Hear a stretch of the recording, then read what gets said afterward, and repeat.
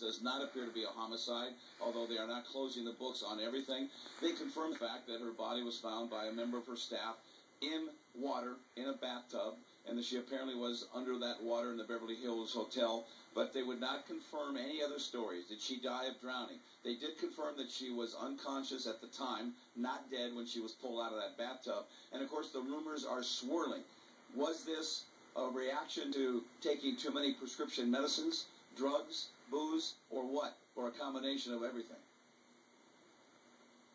Lieutenant, though, can you squelch the rumors? Somebody somewhere said that a family member was informed and that the information came from the police department, Beverly Hills to be exact, that drugs, prescription This is the KCAL guy asking this, by the way. Let me finish. I'm at the tail end of my prepared statement, and then I'll answer any questions. I'm sorry. At this time, we're not going to comment on any specifics about Ms. Houston, the condition of her body, the condition of the room, or anything that we may or may not have found in the course of our investigation. At least say yes or no that Xanax or any other prescription medicine came from that information came from somebody in your department to the family, or can you even talk about that? I have no information on where that information came from at all. Is it true? I don't believe it came from any official source in the Beverly Hills Police Department. You don't know if it's true or not then? I have no information. How about a 911 tape? Will that be released anytime soon? Right now, our entire investigation is sealed. That's standard protocol for the Beverly Hills Police Department. Following the conclusion of our investigation, and depending on where that investigation... And they claim this is the same investigation they'd give anybody, famous or not. I don't quite buy that. Will be eventually released to the media. At this point, you can absolutely say with certainty this is not a homicide investigation. You know, they wouldn't be holding a press conference for anybody. They wouldn't be sealing the investigation. They... circumstances leading up to her death, and as of right now, it's... I don't want to use the word routine investigation. It's a normal investigation for somebody of her age that would have died in this manner. And again, that's a very important factor, he said later, because he was asked almost the same question, a little bit language was differently, and he did not put a definitive no on whether or not this is a homicide. He says, we are going to take this wherever it takes us. They have concluded whatever they need to find and conclude in the Beverly Hills Hotel. Now the body's at the coroners. We understand it has been released. Now what happens is a great number of tests that take a great deal of time to conclude. One thing to keep in mind, on the Michael Jackson case, it did not become a homicide until weeks and weeks later when all the tox reports were in. It's something to be aware of. Reporting live from Beverly Hills, Dave Lopez. KCAL News. All right, Dave, thank you for that. And as Dave said, Whitney Houston's body has left the LA coroner's office.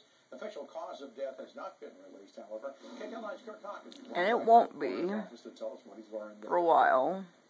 Well, Dave, just as you mentioned, we can now confirm that the body of Whitney Houston has left this facility. The question now is, where is it headed? Take a look. This is new video that we shot earlier this morning. In this video, you can see a white van leaving the back door of the LA County Coroner's Office earlier this morning.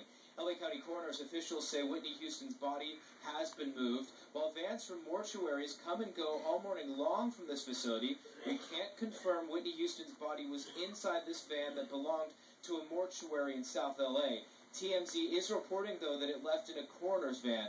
We haven't been able to confirm if it left in a coroner's van or that van from the mortuary. Assistant Chief Coroner Ed Winter is remaining tight-lipped.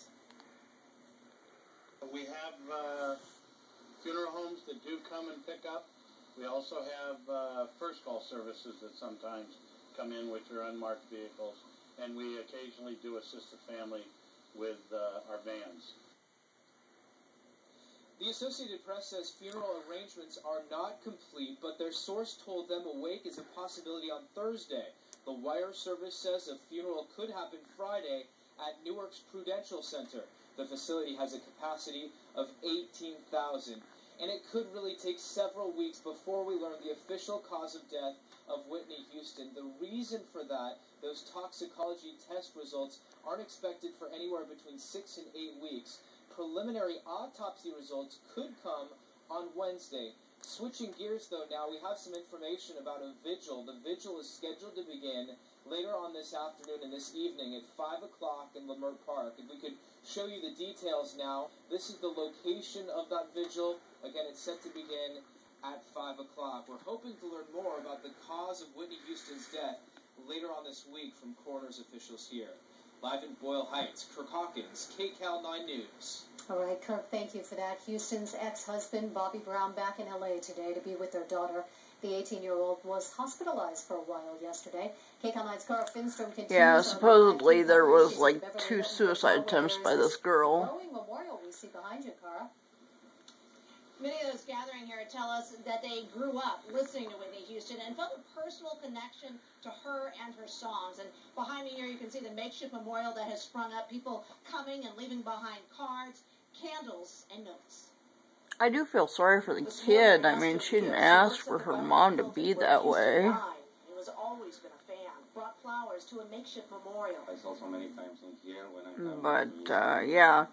I mean, she had access to the best medical care, the best everything, and just chose not to. That's the difference between her and everybody else. I mean, yeah.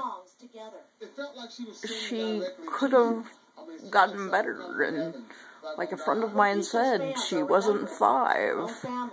She could have fixed it.